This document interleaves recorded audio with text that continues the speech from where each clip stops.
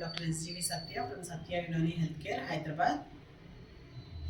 ఈరోజు మేము ముందుకి మిస్టర్ చిన్న వీరయ్య గారు అని చెప్పి పాల్వంచ భద్రాచలం నుంచి వచ్చారు.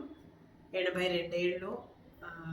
సో ఈ ఎస్టీమ్డ్ పేషెంట్ ఎవరైతే ఉన్నారో thank you so much sir, మా సత్య యునాని హెల్త్ కేర్కి వచ్చి మాకు ఒక అవకాశం ఇచ్చినందుకు.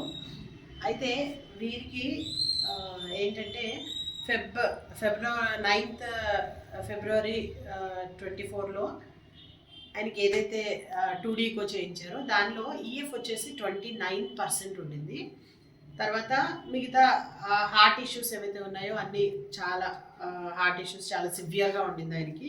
సివియర్ ఎల్వి డిస్ఫంక్షన్, సివియర్ ఇది మోడరేట్ విఏహెచ్ అన్నీ సివియర్గానే ఉండింది అనమాట.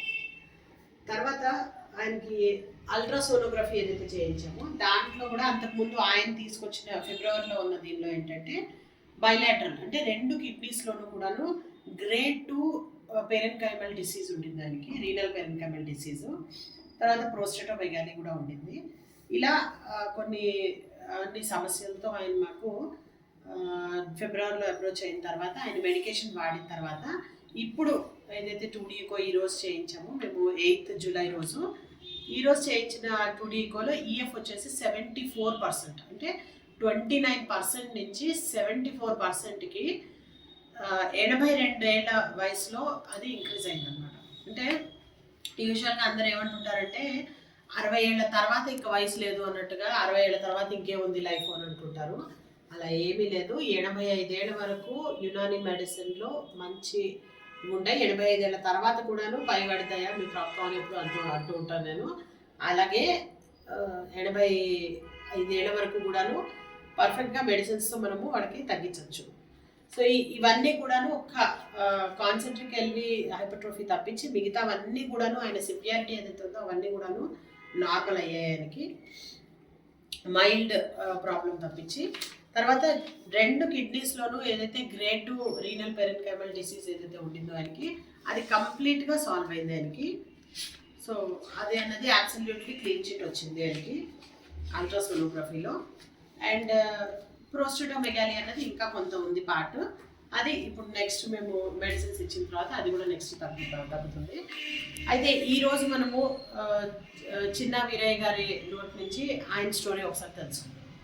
చెప్పండి సార్, మీకు అసలు ఎలా ఇది స్టార్ట్ అయింది ప్రాబ్లం? ఇప్పుడు రాత్రి ఆస్పత్రి లేదయ్యా, దగ్గు రావటం లేదు, కాళ్ళు దిప్పులు లేవు, బచ్చకు భయంకరమైన నడిచిపోతున్నా, ఏమీ లేదు. ఇక్కడ వచ్చి మందులు వాడినాక ఏమీ లేదు. అక్కడ ముందు నేను నడిచావుని చేత కాలేదు, ఇప్పుడు మాత్రం బాగానే ఉంది.